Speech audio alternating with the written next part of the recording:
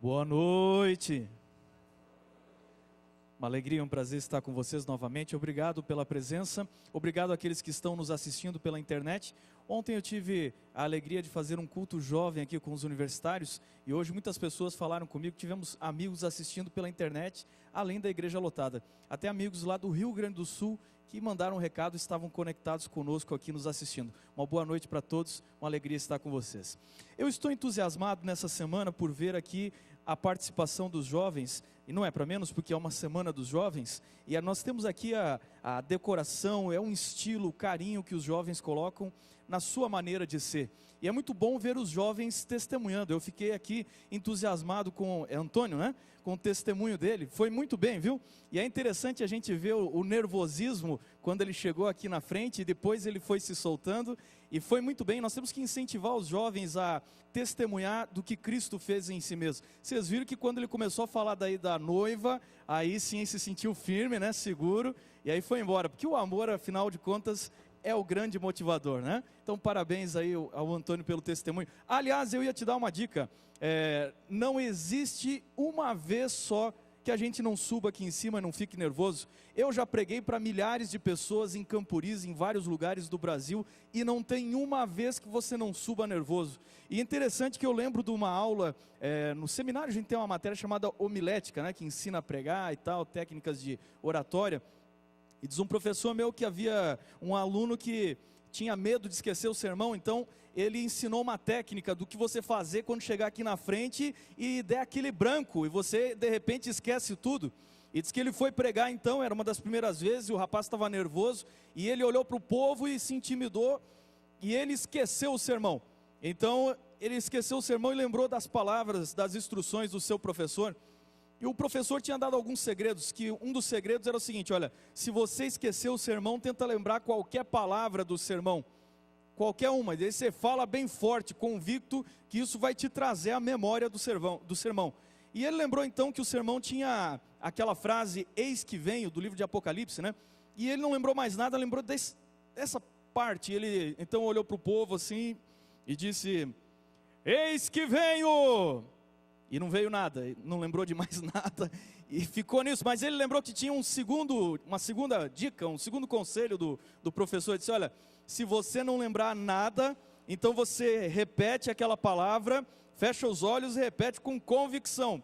E então ele repetiu, com os olhos fechados agora, eis que venho! E ainda não veio coisa nenhuma.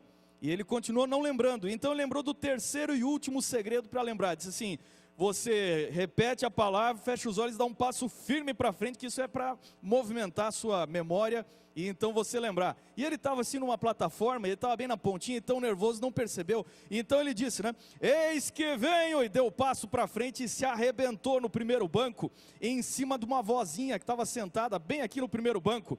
E aí você já sabe, acabou ali o sermão, foi um desastre, foi uma tragédia, né? E ele todo sem jeito foi se levantando, olhou para a vozinha e disse assim, a senhora me perdoa, eu estou começando aqui, estou nervoso e tal. E ela olhou para ele e disse, meu filho, fica tranquilo, por 3 vezes você avisou que vinha vindo, e eu não saí da sua frente, a culpa é minha. Não tem uma vez, viu, Antônio, que a gente não suba aqui sem ficar um pouco nervoso. Você foi bem. Deus abençoe os jovens. É importante os jovens aprenderem a testemunhar. Vamos fazer mais uma oração para abrirmos a palavra de Deus? Brevemente, feche os seus olhos comigo. Bondoso Deus, nós agora vamos abrir a Tua palavra, pedimos a Tua bênção, para que o Teu Santo Espírito nos guie por toda essa semana. Em especial, compreendamos a Tua vontade nessa noite. Em nome de Jesus, amém. Mateus capítulo 5, eu vou abrir para vocês aqui, não sei se todos vão conseguir visualizar, mas eu vou ler aqui para vocês.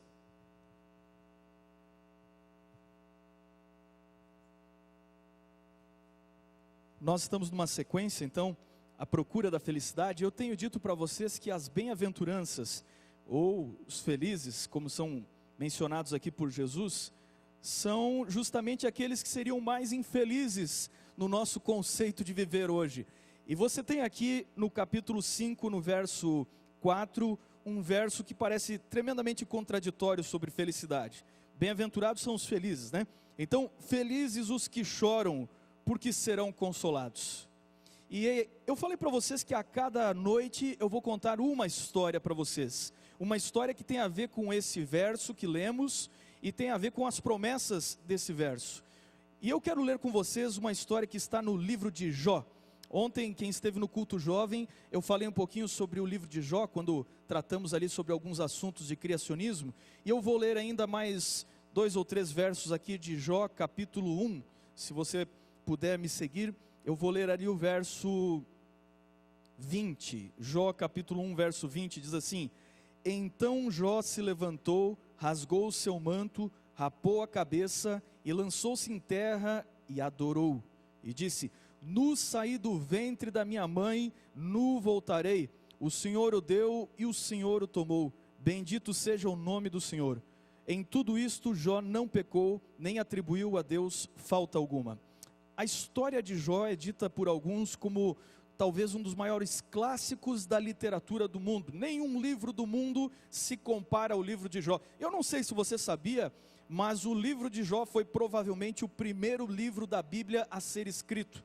Nós não temos nenhuma referência da autoria de Jó internamente, mas Ellen White nos diz que o autor de Jó foi Moisés, e ele escreveu o livro de Jó quando estava aqueles 40 anos no deserto do Sinai. É bem provável que ele escreveu o livro de Jó ainda antes do livro de Gênesis. Ele aparece, é claro, associado aos livros poéticos da Bíblia, porque Jó é um livro de poesia, é um livro poético. Não confunda com isso literalidade. Eu não estou dizendo que Jó não é uma história literal. Eu só estou dizendo que o estilo de escrita do livro de Jó é poesia e prosa, mas é uma história real e que aconteceu. Quem era Jó e onde ele viveu? Bom, nós sabemos muito pouco sobre ele, mas aparentemente pelas palavras, pelos nomes das pessoas, pelos nomes dos lugares, nós acreditamos que Jó tenha vivido entre o período de Abraão e o período de Moisés. Talvez ele fosse descendente de alguns dos filhos de Abraão no seu segundo casamento ali com Quetura, quando ele estava viúvo, então casou-se de novo. Pode ser que Jó fosse descendente de algumas dessas pessoas que descenderam de Abraão. Provavelmente a terra onde Jó morava era nas vizinhanças da terra de Edom. Nós não temos muita certeza, mas quem sabe Jó tenha vivido ali ou nos dias de Jacó, ou quem sabe o próprio Moisés tenha conhecido Jó, e ele fosse um homem reto e temente a Deus, íntegro, que vivia naqueles desertos ou nos limites daquele deserto. Não se esqueça que o próprio sogro de Moisés, Jetro, era um midianita, ele não era israelita, e era um homem temente a Deus. Não é difícil de termos outras pessoas assim, e provavelmente uma dessas fosse Jó. A Bíblia diz que Jó era o homem mais poderoso dos seus dias, e ele era famoso por sua riqueza, por seu patrimônio. Ele tinha então filhos e filhas, ele tinha gado, ele tinha propriedades, e ele era um homem feliz. Talvez feliz no total sentido de realização familiar, profissional, que nós podemos imaginar. E a história diz que além disso, Jó era um homem justo, reto, íntegro e se desviava do mal. Poucas vezes a Bíblia dá grandes elogios como esse. Poucos homens na Bíblia receberam esses elogios. Eu me lembro de homens como José e talvez Daniel, que foram tremendamente elogiados. Jó está entre esses poucos que foram tremendamente elogiados na palavra de Deus. Ele não tinha pecados, mas ainda assim diz a história que Jó de quando em quando ia orar pelos seus filhos, ia pedir pelos seus filhos, até que então o livro de Jó faz uma interrupção, no capítulo 1, e então desloca o centro da história para o céu, e como que se as cortinas do invisível fossem rasgadas, e nós pudéssemos ver o mundo invisível, o autor do livro de Jó começa a descrever um encontro entre Deus e os seus mundos criados. E a Bíblia diz que os representantes, os filhos de Deus, vieram de todos os lugares para adorar a Deus. Mas no lugar de Adão, o representante desse planeta, veio aquele que usurpou de Adão o direito por esse planeta. Satanás apareceu no céu, no meio daquela celebração, no meio daquela grande reunião. E ele arrogantemente se descreveu como alguém que vem de rodear a terra, dizendo como que lá tudo é meu, e eu estou passeando por lá, e lá é meu governo, aqui o senhor pode ter me expulsado, mas lá eu tenho o meu governo. E então Deus é que faz o grande desafio dessa história. E ele diz assim: você está pensando que lá tudo é seu? Você não viu o meu servo Jó? Como ele é diferente, apesar de viver num mundo de pecado, num mundo onde existe morte e dor, como ele se desvia do mal. E então Satanás retruca e diz o seguinte: o senhor acha que ele te serve de graça? Por acaso Jó debalde serve ao senhor? Ele tem segundas intenções, ele é interesseiro, ele é fiel, porque existe essa matemática aí que o senhor está colocando: se é fiel, é abençoado, e ele protege o senhor, cerca ele, o senhor não deixa que nada aconteça de errado com ele, deixa que eu vá lá e mexa com ele, para ver se ele não amaldiçoa e se ele não te abandona. Interessante, o sermão de hoje à noite, jovem, é sobre o que você vai fazer com a soberania de Deus na sua vida. Não é um sermão sobre sofrimento, não vim aqui pregar sobre isso. É um sermão sobre o que você vai fazer com a soberania de Deus, porque quando você olha para a história de Jó, você percebe que Deus está no comando e no controle o tempo inteiro. E até mesmo quando Satanás vai fazer suas maldades para Jó, ainda assim ele precisa receber a permissão de Deus. Então Deus diz assim: pode ir lá e tocar no que é dele, mas, e eu gosto dos mas da Bíblia, porque eu vejo que Deus está no controle o tempo inteiro, mas você não pode tocar nele. E então o diabo, é claro, não dando a entender a sua identidade, faz uma sequência de desastres na vida de Jó, e vem ali bandidos, roubam uma parte do seu gado, depois cai fogo do céu. Provavelmente essa seja uma expressão para dizer que caiu um raio do céu.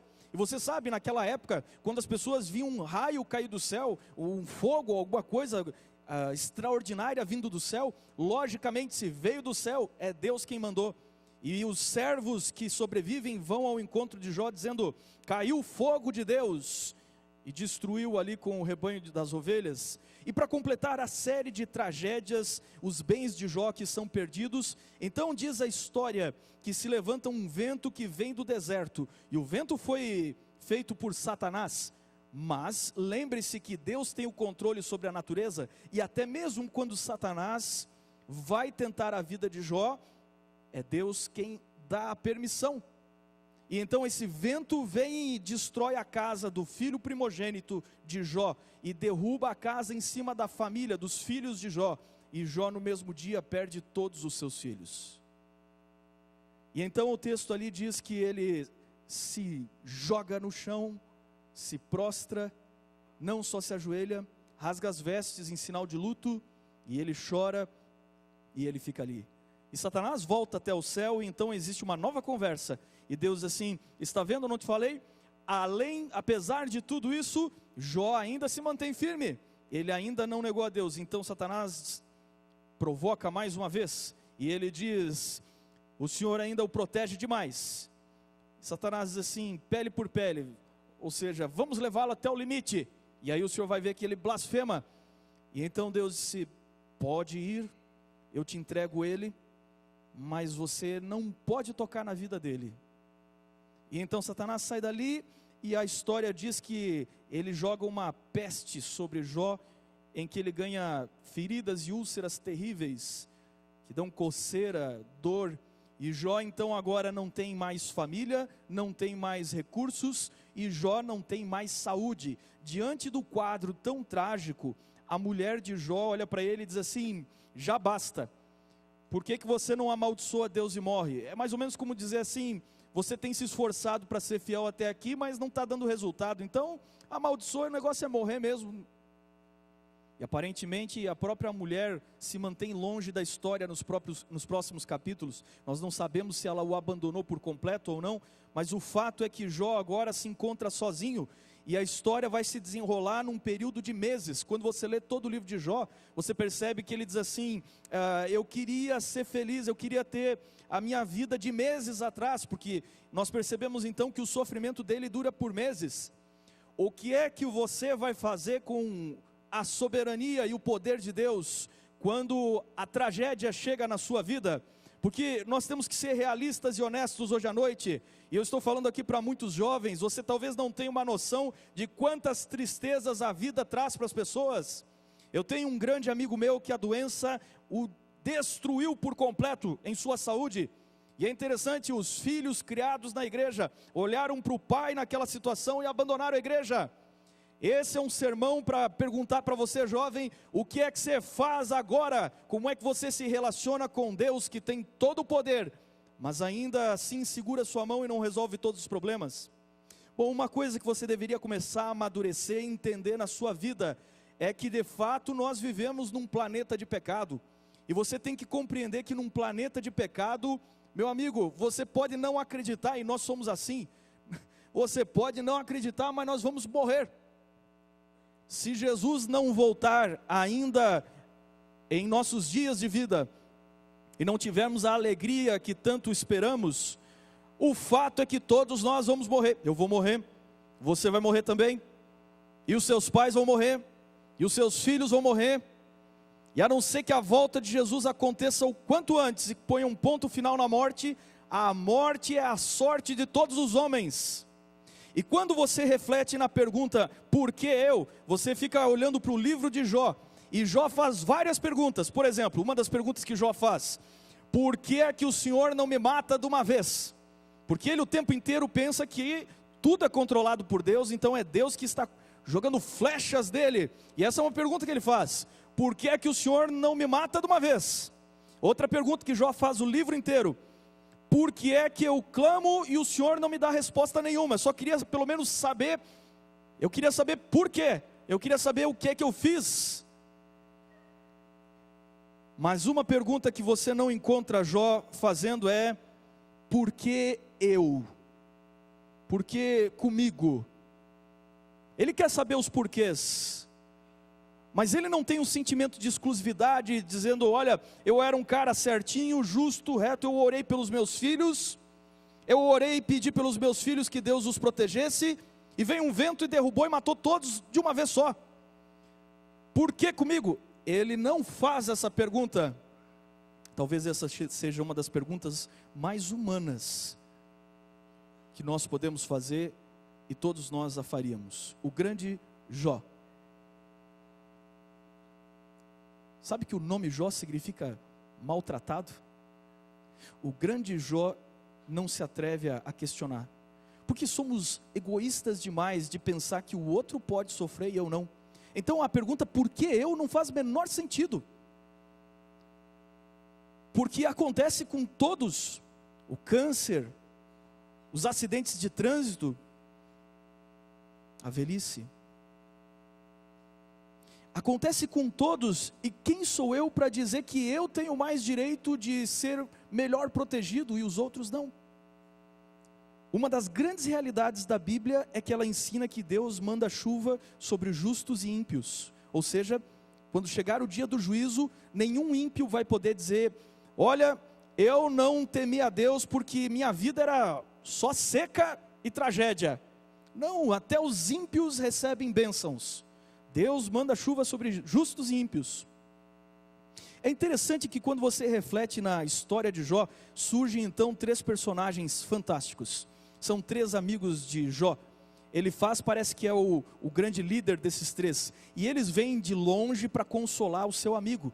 E quando eles chegam, é uma reação tremendamente natural, que eu já vi muitas vezes, como pastor, muitas vezes já visitei hospitais, fui em UTIs, às vezes a gente vai junto com mais alguém, e é interessante você ver a reação das pessoas diante da tragédia e do sofrimento. E a reação dos amigos de Jó foi mais ou menos a seguinte: eles chegaram, olharam para aquele homem sentado na sujeira, cheio de feridas e tumores na pele, eles olharam para ele naquela situação e olharam assim: minha nossa, que é isso? Eles quase não se controlaram.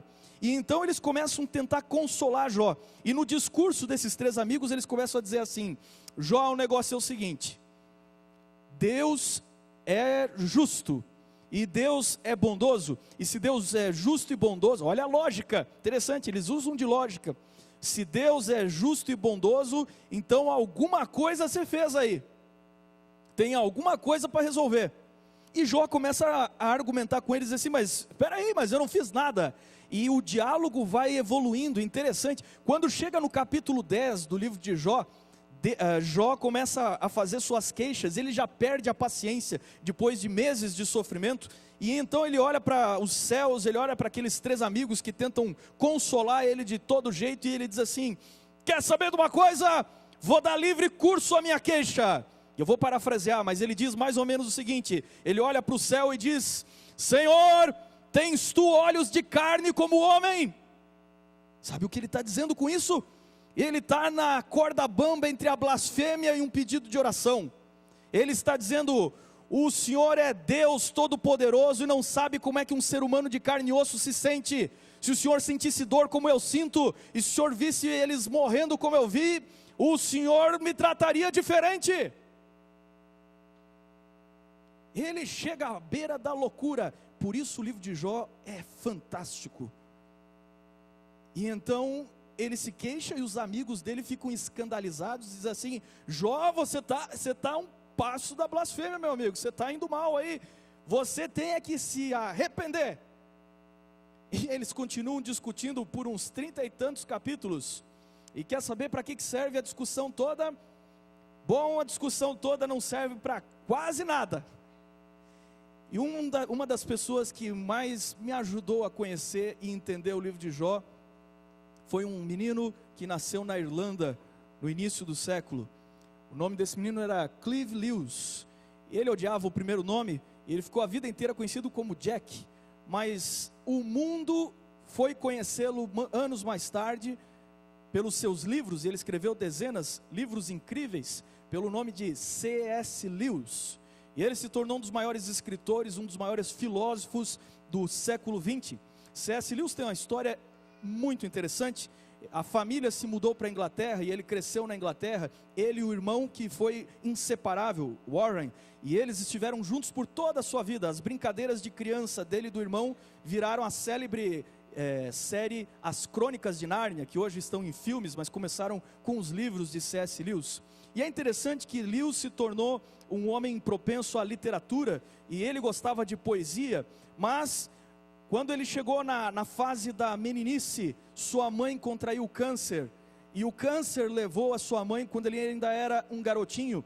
E você deve esperar que numa situação dessas, o pai saiba o que fazer com os filhos, o pai mantenha a compostura para cuidar dos filhos, e o pai tem que ser agora o esteio dos filhos. Mas no caso de Lewis, o pai desabou, o pai não soube lidar com a pressão, com a depressão, e o pai não soube o que fazer com os filhos. Então o pai mandou o filho para um internato anglicano, e o filho, C.S. Lewis, foi então ser criado num colégio, onde ele dizia que as orações e os hinos eram chatíssimos, e a religião era um enfado, e ele ficou jogado naquele colégio por muitos anos, sem atenção nenhuma do seu pai. A morte da mãe, rejeitado pelo pai. Finalmente, quando ele chegou nos 16 anos, ele disse: eu não aguento mais aqui. E o pai concordou em trazer ele de volta. E então colocou um professor particular para ele, um dos grandes ateus daqueles dias. E o homem era uma referência de lógica e de conhecimento e de filosofia. E ele ensinou C.S. Lewis a se tornar um grande ateu. E então aquele menino, agora educado por um professor ateu, rejeitado pelo pai, com a morte da mãe, finalmente ele chegou ao ponto que ele disse: basta! E ele abandonou por completo a religião e abandonou a Deus. A gota d'água talvez tenha sido quando ele estava aí por 17, 18 anos, estourou a Primeira Guerra Mundial, e ele se alistou e foi para a Primeira Guerra Mundial. E a guerra traumática, onde ele via todos os dias os seus melhores amigos explodirem do seu lado, ele chega à conclusão que um Deus onipotente de amor não poderia deixar tudo aquilo acontecer, e ele rejeita completamente a Deus. E quando ele volta e sobrevive à guerra, e quando ele volta para casa, ele se torna mais tarde professor de Oxford, e ele se torna um dos grandes homens da literatura. Ele era professor de literatura. E é interessante que C.S. Lewis percorreu o caminho do ateísmo, falando mal e debochando da religião, mas em seu coração ele tinha alguns problemas e questionamentos, porque ele olhava para a natureza, ele olhava para os pássaros, para as árvores, ele olhava para as coisas, e ele dizia assim: poxa vida, mas ainda que tenha esse negócio de teoria da evolução, ainda que tenha tudo isso, é tão bonito, existe tanta beleza na natureza, existe alguma coisa por trás disso, e ele ficava incomodado com esse sentimento. Então ele pegava seus livros, ele era um homem muito culto, e ele ia ler e dizia assim: eu vou para o racionalismo. E então ele começou a olhar os autores, e ele disse: em algum momento eu percebi que os autores que eu mais gostava eram os gigantes do cristianismo, Milton, Chesterton e grandes escritores cristãos. E então ele morava sozinho naquela universidade, num quarto, e ele ficava ali toda noite pensando nessas coisas, e ele diz assim: houve uma noite que eu não aguentei, eu cheguei à conclusão que se um homem tem fome é porque existe comida, se um homem tem sede é porque existe água, e se um homem tem desejo de Deus, é porque Ele existe. E não importa se você teve uma decepção com a vida, e não importa se você teve uma decepção com Deus,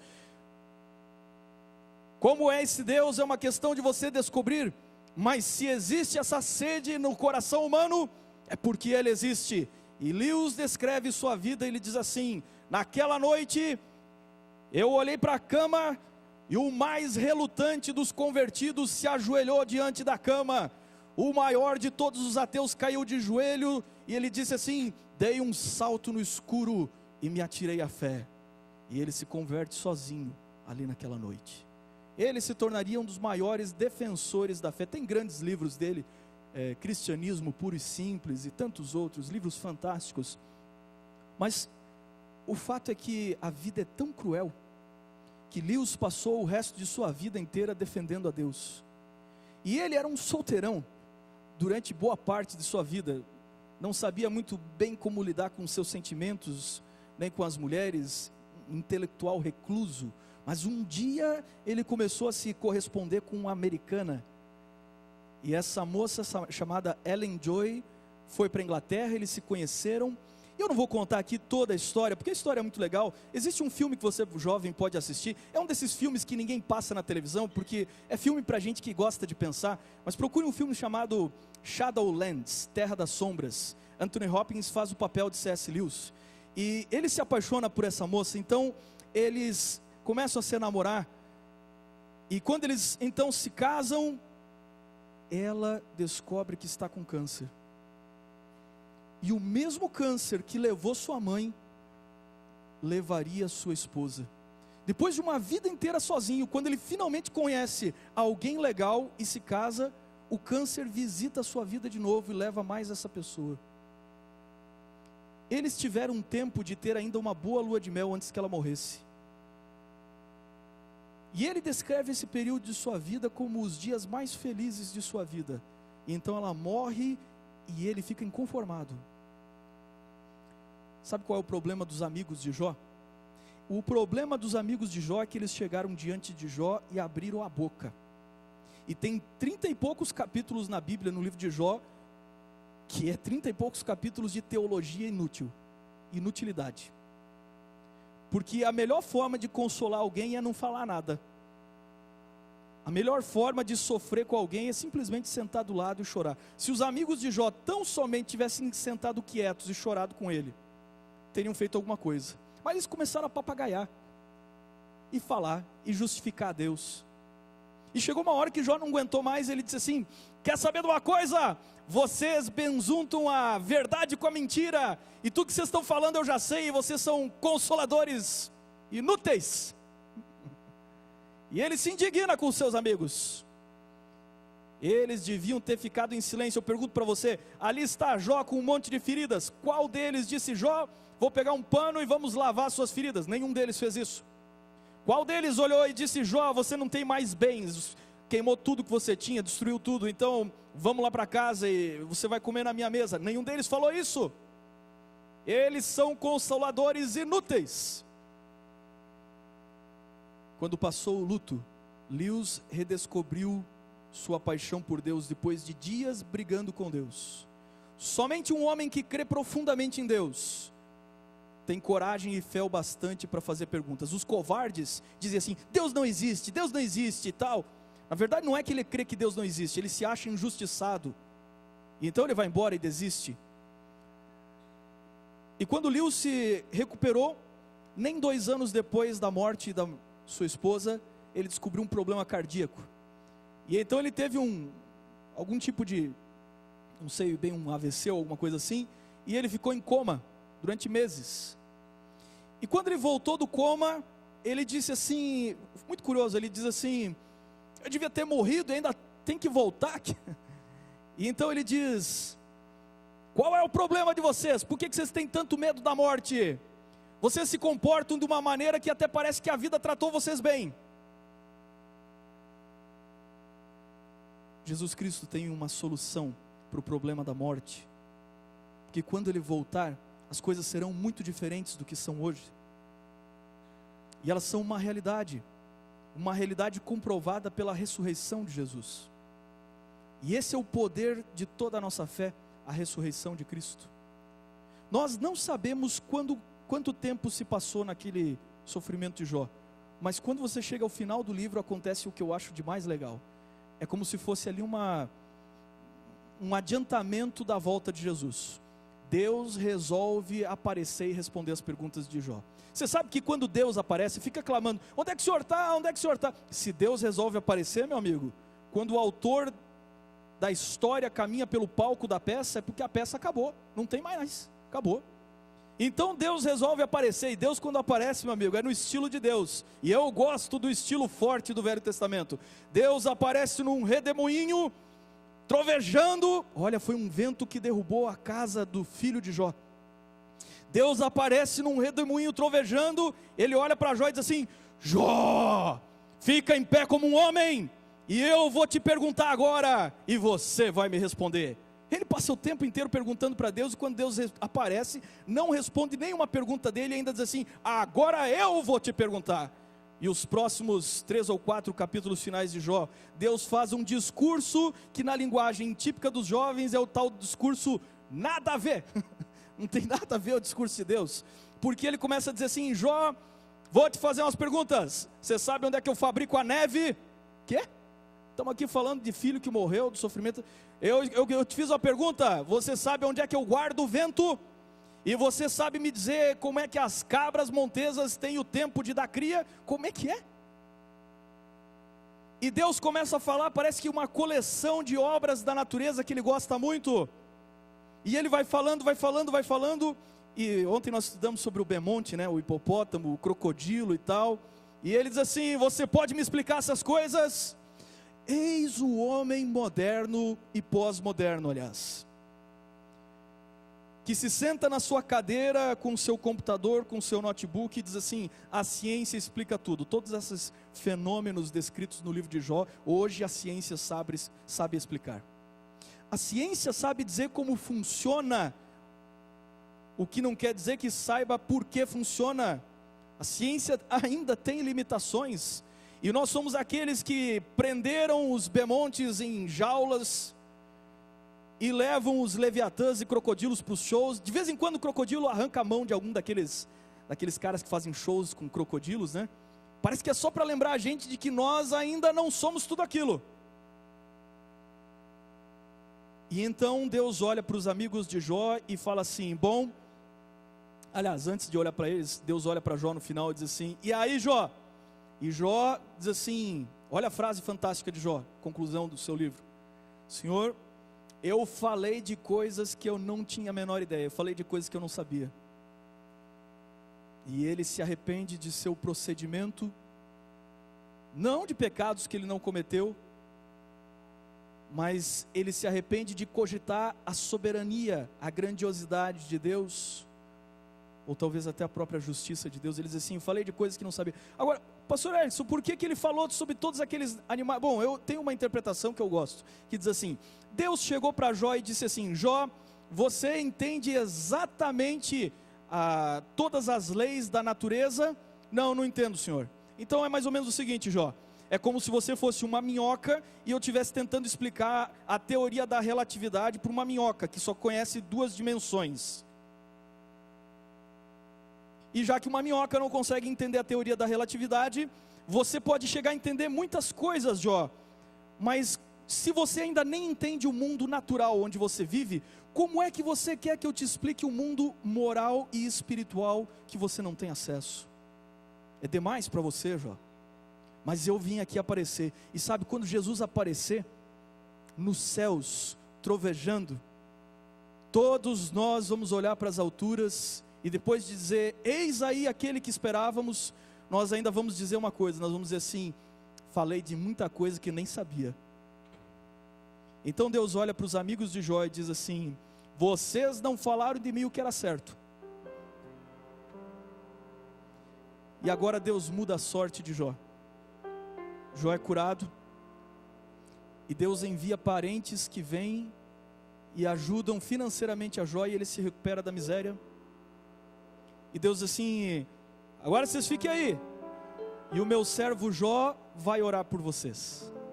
Enquanto Jó orava por seus amigos, sua sorte foi mudada.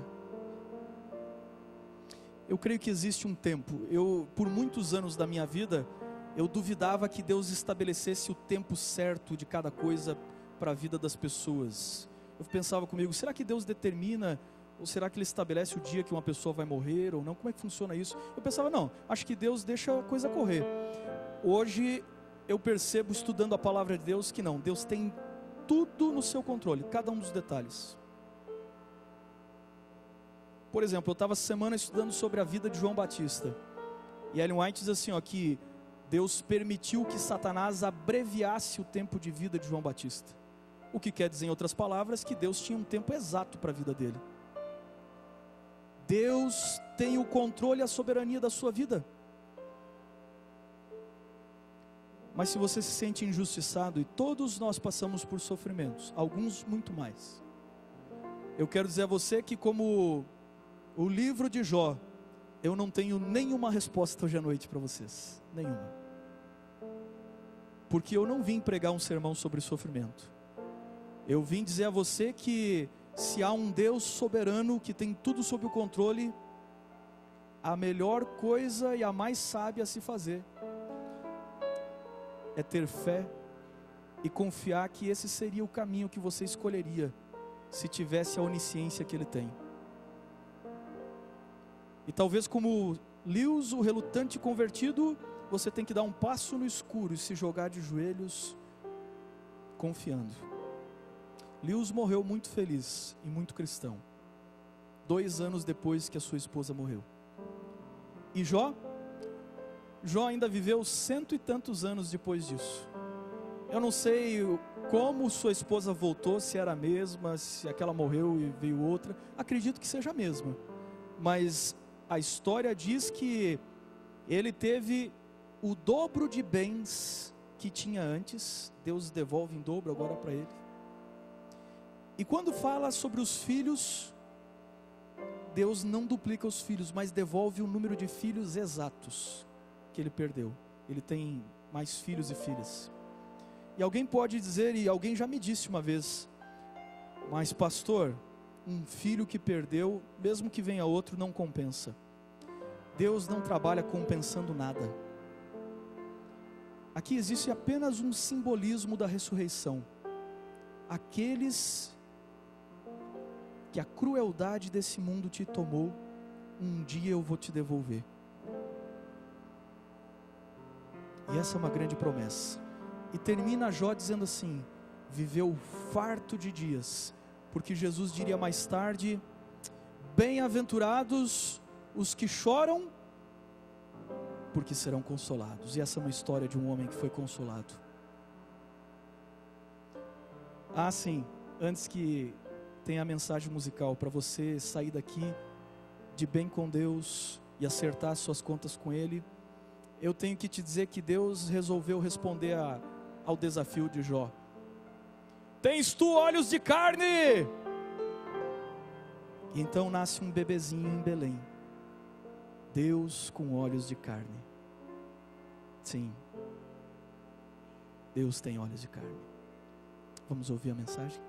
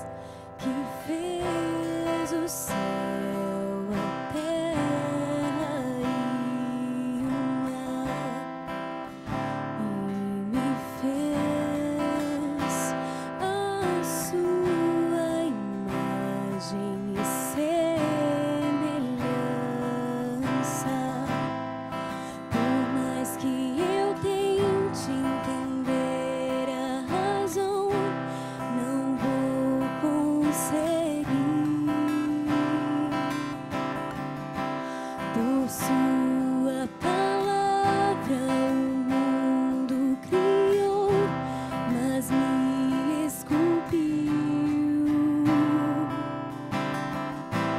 Empoleirou suas mãos e seus pés.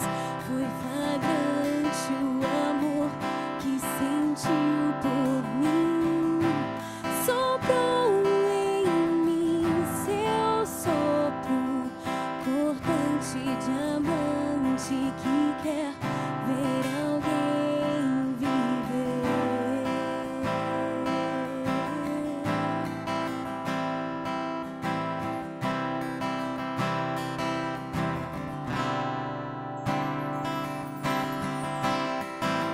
Se você pensou em dar as costas e fingir que não há alguém que dá razão pro existir, sabia que o homem seria infiel, mas não desistiu. Morreu numa cruz antes mesmo do mundo existir. Empoleirou suas mãos e seus pés. Foi flagrante o amor que sentiu por mim. Soprou em mim seu sopro, cortante diamante que quer ver alguém viver.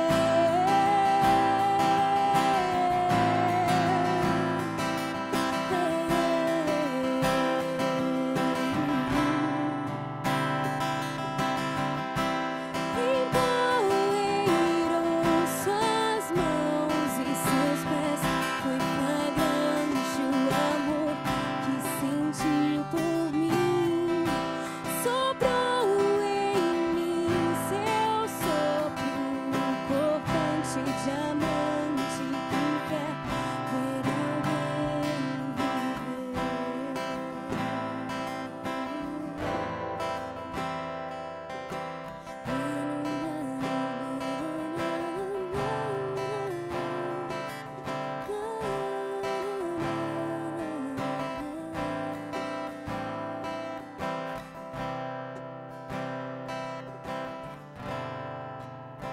Todos nós vimos agora há poucos dias no jornal um vendaval destruir a casa de uma família que estava numa festa de aniversário. E acabou com tudo, virou carro, jogou casa longe. E então o repórter pergunta: e como é que foi? O que o senhor achou? E esse homem, não sei que religião ele tem, ele olha para a câmera e diz assim: acabou com tudo aqui, mas Deus gosta muito da gente. Que testemunho fantástico. Deixa eu orar por você. Bom Deus e bom Pai,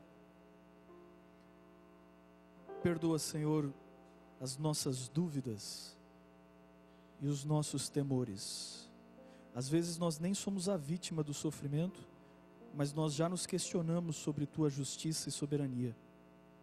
A história de Jó, submetido à severa prova de Satanás, ficou preservada nas Escrituras para que milhares e milhões ao longo da história percebessem que existe um grande conflito por trás do invisível e soubessem que há um Deus que, apesar do sofrimento nessa terra, está no controle, e Ele é que vai encerrar o livro, Ele é que vai encerrar a história. Nós sabemos, Senhor, que aqui é um deserto, mas esta é uma história de final feliz. Obrigado, Senhor, por Tua salvação, e obrigado porque Teu Filho tem olhos de carne e sabe o que sentimos. Em nome de Jesus, amém. Uns recadinhos agora, eu vou ali à porta despedir você e te espero amanhã à noite. Que Deus abençoe.